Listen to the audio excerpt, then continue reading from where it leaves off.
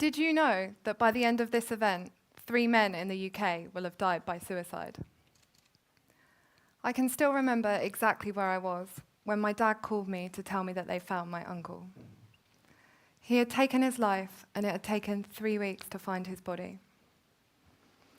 Richard was 47. He was a doctor, super smart, creative, artistic. He spoke new languages with ease. He played and wrote music, and he understood science and maths like no one else I knew. He was the kind of kid you'd really hate at school, right? He saved people's lives for a living, and yet he decided to take his own. I'd like to take you back to 2010. I was at my new flat in Brighton having dinner with a friend, about to start my 3rd year of university, when my dad calls me to tell me that they found my uncle. That feeling, that sinking feeling in your stomach when your heart drops all the way down, and all you can think is, what could I have done to stop that from happening? That feeling is not something I wish anyone ever has to experience. Men are facing a crisis.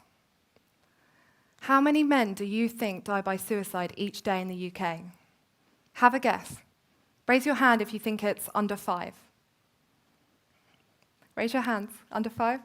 Under 10? It's 12. That's 1 man every 2 hours. While we're all enjoying our day, we're going to lose 12 men to suicide today. In my work, we talk a lot about the fact that 76% of all suicides are male, and that this silent killer is claiming the lives of more men under 45 than anything else. And I can't help but find myself asking, why is that? Doesn't that trouble you? Because it troubles me. These are our brothers, fathers, uncles, partners, sons. These are our friends, and they decide to die. I think there are some hard questions we need to ask about male suicide. I don't believe there is anything wrong with men having suicidal thoughts. But is there something wrong with how we react to suicide being thought about? Let me explain. We'll all die at one point or another, right? Our bodies will fail us and we'll die of disease or old age. Or we'll have our lives taken from us, maybe in a tragic accident. So, isn't it perfectly normal to consider being in control of our own death? Yes, suicide is intentional, but does that automatically make it wrong? I believe suicide is preventable, and I believe we should do everything in our power to prevent it. But I also believe there's nothing inherently wrong in thinking about our own death. I've considered what it's like to die. I'd like to ask you all to close your eyes just for a minute. I promise nothing scary will happen if you close your eyes. Now raise your hands if you've ever had a really bad day that's left you feeling maybe stressed or upset. Okay, keep your eyes closed and keep your hands raised if that bad day or bad week or bad month has ever led you to think about harming yourself or taking your own life. Thank you. Put your hands down and then open your eyes. That was about half of this room. I invite you to consider what might be different if we didn't see having suicidal thoughts as wrong, and what that might mean for the men in our lives thinking of suicide. Let's go back to my Uncle Richard. For most of his life, he experienced what was most likely bipolar, and he had suicidal thoughts on more than one occasion. In fact, 6 years before his death, he attempted to take his life.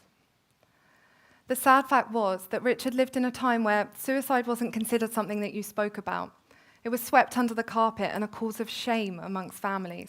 There was something wrong with it. I mean, it was only in 1961 that we stopped making suicide a crime. Richard's parents were medics, an anaesthetist and a nurse, and they didn't understand suicide either. They didn't think that it was real, and I think they were probably in denial about what was happening with Richard. What happened to my uncle isn't my grandparents' fault. Suicide is complex and rarely attributed to any one factor. But when I reflect on Richard's experience and on how we still struggle to speak about suicide today, nothing's really changed. We still struggle to talk about it. We label it as abnormal or unusual, and we make men wrong for having suicidal thoughts. We say that they're unwell or that they need to get better. And because we think of it this way, it stops us from being able to talk about it, and we stay silent instead. And suicide remains shrouded in this stigma.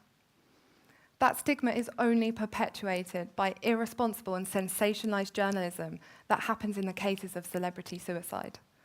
Just look at some of the reporting around Anthony Bourdain's recent death. When I was thinking about how best to explain this point, it made me think about sex and sex education. Stick with me, okay? It's really uncomfortable for us to talk to kids about sex. It's so tempting to think, if we don't talk about it, it won't happen, our kids won't have sex. But we know that teenage pregnancy and STIs are the risks if we don't have that conversation. And we take those risks seriously. We introduce sex education into schools, and it's now compulsory across the UK. And I mean, it's far from perfect. But what it has been shown to do is to improve positive attitudes towards safe sex, to delay sex, and to reduce teenage pregnancy when used alongside other methods. With suicide, we know it's a myth that talking about it will plant that idea in someone's head. And if suicide is claiming the lives of more men under 45 than anything else, isn't it time we just start accepting that suicidal thoughts are something that happen, and instead start talking openly and responsibly about it? I don't think there is anything wrong with men having suicidal thoughts. But perhaps there is something wrong with our expectations of men in society that lead them to have those thoughts. Let's think about that. What does it mean to be masculine? What does it mean to be a man? Society tells us men should be strong, dependable, and able to provide for their family. There's very little research into the